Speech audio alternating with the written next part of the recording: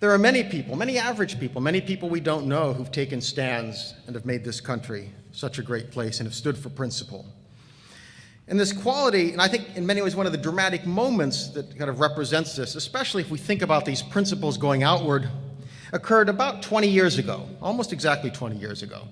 On June 12, 1987, Ronald Reagan stood in front of the Berlin Wall. Now, the Berlin Wall kind of encapsulates the worst of humanity. It encapsulates a system of utter tyranny. The first escapee, or attempted escapee from Germany after that wall was erected, was shot and killed August 24th, 1961. It's a famous picture of a man who was shot the following year named Peter Fechter. He was an 18-year-old bricklayer, and he laid and died. It took him 50 minutes to bleed to death as he was shot down, and the East German border guards did nothing to help him. He would have been 62 years old today, but he was killed because he wanted to escape his country, and that, of course, is a crime. Indeed, East Germany, it was a crime. It was called Republikflucht, fleeing the Republic. It was a crime. Kind of imagine that. I mean, it's against the law to flee the Republic. And those deaths continued throughout. Indeed, this I found shocking when I found it. The last person to die trying to escape from East Germany died on February 5th, 1989. He was a 20-year-old named Chris Guthrie, and he was murdered simply because he wanted freedom. And this wall, I think, in many ways, the symbol of mass murder, the symbol of the Gulag, the symbol of mass impoverishment, the symbol of the loss of hope. Joseph last night talked about the attempt to use kind of at Guantanamo to kind of create this atmosphere of no hope. Here you had systems where the entire societies, people didn't have hope. The desperation to escape. The suppression of all, kind of individuality, just the horror. Tyranny most evil, tyranny most horrid. And you think about communism, I mean, Nazism was awful, but almost everybody recognized that outside of the Nazis in Germany. What makes the communist experience, of course, so dramatic and I think so particularly awful is how widely it was embraced, and not just embraced and imposed, but how widely it was admired by intellectuals around the world. Intellectuals in countries where they could speak, and they could take advantage of the wonders of capitalism, and they were free. Yet they found the future in a system of mass tyranny. So the Berlin Wall represented all of this, the horror, the callousness, the brutality, the depravity of human beings. And I think to Reagan's credit, on that day 20 years ago, he stood next to that wall, and he gave a speech that's, typical kind of Reagan speech, very nice, very eloquent. And as part of that, he said, "Mr. Gorbachev, tear down this wall." A very simple challenge. If you are changing your system, if you want to be part of the international human community, if you want all of that, tear down this wall. And 2.5 years later, that wall came down. Now, it came down, I would argue, in part due to Ronald Reagan's efforts, part due to Mikhail Gorbachev's policies, and certainly due to the efforts of thousands of millions of heroic people throughout the Eastern Bloc and the Soviet Union who put all on the line. An electrician at a shipyard in Poland, a playwright in Czechoslovakia, any number of these people, heroic people, people in churches, people in any number of occupations. For these people, liberty meant something more than rhetoric. For them, it meant their lives and their futures.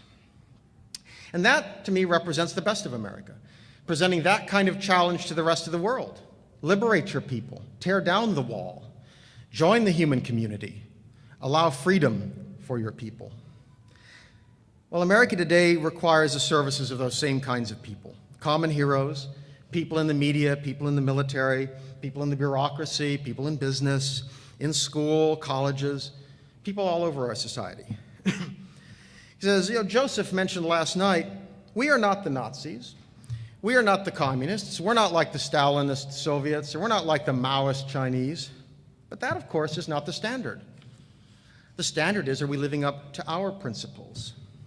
Are we true to ourselves? Are we protecting the liberty of our people? Are we providing justice for those who come under our jurisdiction? Are we still a shining city on a hill? Are we still an example for those around the world? Are we living up to our responsibilities? Because America has always set a very, very high standard for itself. Our standard is not, are we just better than the common mass murderer? The question is, are we the best that humanity has to offer?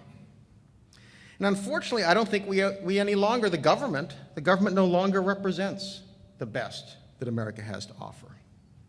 An America that liberates, an America that affirms the dignity and the lives of its people, an America that respects the rule of law, an America that insists on accountability for those with political power, an America that respects the lives and the worth of people who live outside our own society. You know, that's the America that we love, we respect, we admire, we deserve. And unfortunately, I don't think today, what we see in government policy, we don't see that America.